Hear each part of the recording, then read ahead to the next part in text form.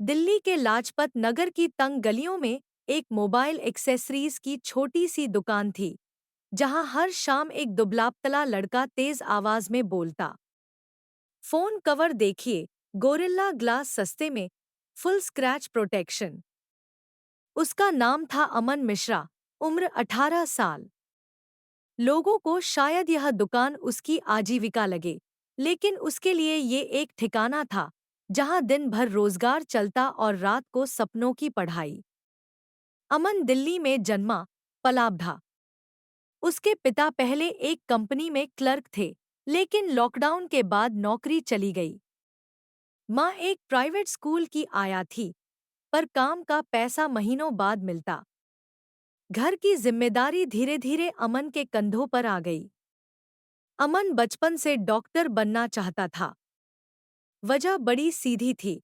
उसके नाना कैंसर से जूझते हुए अस्पताल के बाहर दम तोड़ गए थे, क्योंकि अस्पताल वालों ने भर्ती से पहले भारी फीस मांगी।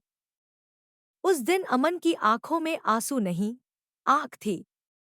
एक दिन ऐसा डॉक्टर बनूंगा जो इलाज से पहले इंसानियत देखेगा, जेब नहीं। उसके इस सपने को न कोचिंग मिली, न कोई गाइड। फिर भी वह नहीं रुका। अमन सुबह 10 से शाम 8 बजे तक दुकान संभालता। ग्राहकों को सामान दिखाते हुए वह कान में वायरलेस ईयरफोन लगाकर बायोलॉजी के ऑडियो लेक्चर सुनता। जब भी दुकान खाली होती, वह नोटबुक निकालकर फिजिक्स के फॉर्मूले हल करता। पास के पार्क में बैठकर रात को देर तक पढ़ता, स्ट्रीट लाइट की रोशनी में, मोबाइल की टॉर्च से किताबें पढ़कर। माँ कहती, बेटा, इतना मत थक। लोग दुकान में कम और नीट में पास होने की उम्मीद ज्यादा तोड़ते हैं। लेकिन अमन मुस्कुराकर जवाब देता, अभी उम्मीद तोड़ने का वक्त नहीं है, अम्मा, रैंक बनानी है। अमन की दुकान के सामने बड़ी बड़ी कोचिंग वाले लड़के आते जाते रहते।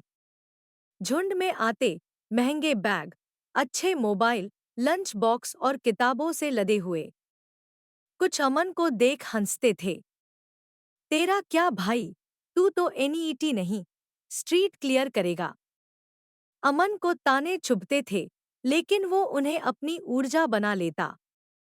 वो रोज रात एक पुरानी डायरी में लिखता, मैं कर सकता हूँ, मुझे करना है। एनईटी की तारीख जैसे जैसे नजदीक आई, दुकान से वक्त निकालना मुश्किल हो गया। लेकिन अमन ने तय किया कि आखिरी 20 दिन वो दुकान बंद रखेगा। पिता ने मना किया, बेटा, कमाई कैसे चलेगी? अमन ने जवाब दिया, इस बार दुकान बंद हुई तो क्या? जिंदगी भर के लिए एक बड़ा अस्पताल खोलेंगे। परीक्षा के दिन अमन को भरोसा था, लेकिन डरा भी था। कुछ सवाल छूट गए थे, कुछ में गलती का डर था। लेकिन उसने खुद से कहा, अब रिजल्ट की चिंता नहीं, जो दिया ईमानदारी से दिया। जून की एक सुबह, जब सूरज तेज था और दुकान की धूल उड़ रही थी, अमन साइबर कैफे पहुंचा। रिजल्ट चेक किया। स्कोर था 710 में से 680 अंक। वो कुछ सेकंड तक स्क्रीन देखता रहा, फिर आंखें भर आईं। पूरे कैफे ने ताली बजाई। एक रिपोर्टर वही था, बोला, भाई साहब, आप तो टॉप 500 में हो। अगले ही दिन अमन की फोटो अखबारों में छपी।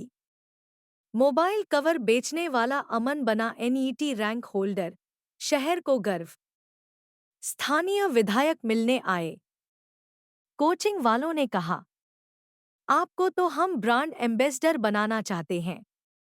अमन ने विनम्रता से सबका आभार व्यक्त किया, लेकिन मीडिया से सिर्फ एक बात कही, मेरे लिए डॉक्टर बनना सिर्फ करियर नहीं, बदले की शपथ थी, सिस्टम से नहीं, हालात से। अब अमन दिल्ली के सबसे नामी मेडिकल कॉलेज में एमबीबीएस की पढ़ाई कर रहा है। उसका भाई अब दुकान संभालता है, लेकिन अमन ने दुकान के बोर्ड पर एक लाइन जुड़वा दी, जहां से शुरू हुआ सपना, अमन एनईटी टॉपर की दुकान। हर रविवार वह पास की बस्ती में मुफ्त मेडिकल चेकअप करता है। वहां लोग अब उसे डॉक्टर साहब कहकर बुलाते हैं। कहानी का संदेश। शहरों में सपने महंगे नहीं होते, लेकिन उन्हें पूरा करने की हिम्मत सस्ती भी नहीं मिलती।